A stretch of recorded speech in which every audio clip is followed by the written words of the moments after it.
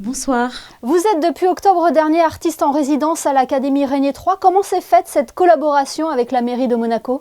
Écoutez, c'était une initiative de Jade de Sapolin. Donc c'est vraiment grâce à elle, la directrice de l'Académie de musique, que l'idée a émergé.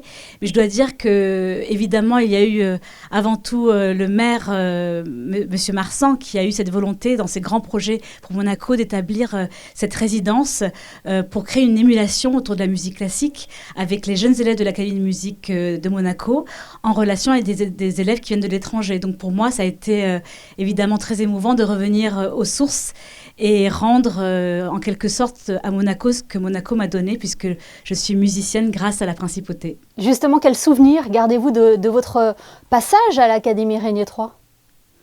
En tout cas, c'est un souvenir qui est fondamental, puisque j'étais vraiment formée dès l'âge de 5 ans par les tests établis grâce à la famille princière, à la princesse Grace, qui avait eu cette idée de détecter les enfants dans les écoles maternelles. Donc pour moi, c'est une sorte de fée qui a accompagné ce parcours.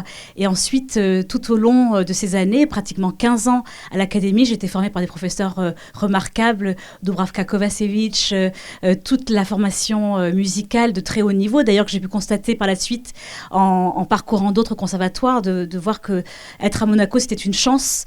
Il y avait vraiment une éducation de haut niveau par rapport à la musique classique, au piano, de jouer avec orchestre, l'orchestre de Monte-Carlo, qui a été mon premier orchestre à l'âge de 14 ans. Donc ce sont vraiment des souvenirs qui m'ont forgé en tant qu'artiste et ensuite qui m'ont donné des ailes pour aller avoir mon premier prix au Conservatoire de Paris et parcourir le monde aujourd'hui pour mes concerts. C'était donc naturel et évident pour vous de participer à ce projet, j'imagine. Écoutez, pour moi, c'est vraiment très émouvant de rencontrer déjà la nouvelle génération de musiciens ici à Monaco, les élèves. J'ai des élèves de Laurent Alonso, de Dubravka Kovacic, qui était mon professeur. Et puis, par ailleurs, de faire venir des élèves du monde entier.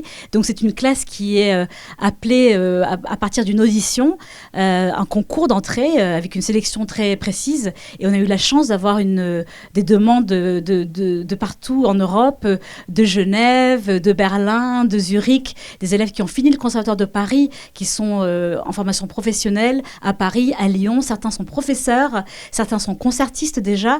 Et donc, il y a vraiment ce niveau extrêmement abouti d'artistes qui cherchent justement à peaufiner, à approfondir leur interprétation. Et je crois que Monaco a cette vocation de former des artistes, d'ouvrir l'esprit et de continuer justement cette philosophie à travers cette classe. Pour moi, ce sont des valeurs qui m'importent infiniment. Vous avez déjà cité quelques noms, Chani Di Luca, mais quand on feuillette votre CV, on lit également le nom d'Hélène Grimaud, de Laurence Foster. Ce sont des habitués de la principauté.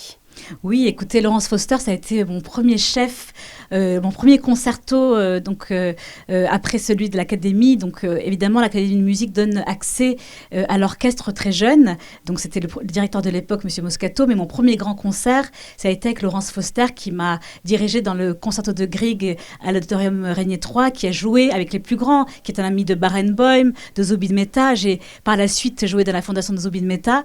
Donc, c'est vraiment des légendes. À Monaco, on a la chance de côtoyer des artistes de très haut niveau. Ça a été aussi une partie pour moi ça a été très formateur d'écouter les plus grands dès mon jeune âge. Hélène Grimaud, je me suis retrouvée à Nice à jouer en première partie de son concert et c'est elle qui m'a encouragée lorsque j'avais 12 ans à devenir professionnelle et rentrer au Conservatoire de Paris. Donc c'est vrai que ces grands artistes nous inspirent et ça donne un souffle aussi pour les jeunes. On le comprend, Chani Di Luca, quand on vous entend, la principauté est vraiment ancrée dans votre cœur. Est-ce que votre installation pourrait durer dans le temps ?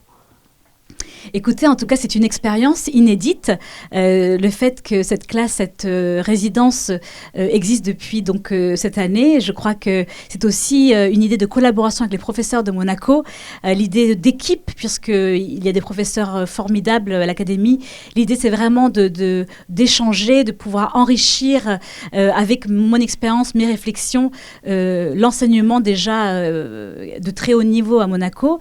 Et l'idée, là, pour l'instant, on est parti sur 3 ans avec la mairie de Monaco. Donc je suis très, très reconnaissante à la mairie de Monaco, à Monsieur Marsan et à toute l'équipe, à l'adjoint à la mairie de ce soutien, de cet enthousiasme de chaque instant, à chaque étape. Je sais que c'est une expérience nouvelle pour tout le monde, mais je crois qu'on a tous à cœur que cela dure et que cela fasse rayonner aussi l'Académie de musique de Monaco de façon internationale, puisque tous ces élèves viennent de très loin pour suivre ces cours.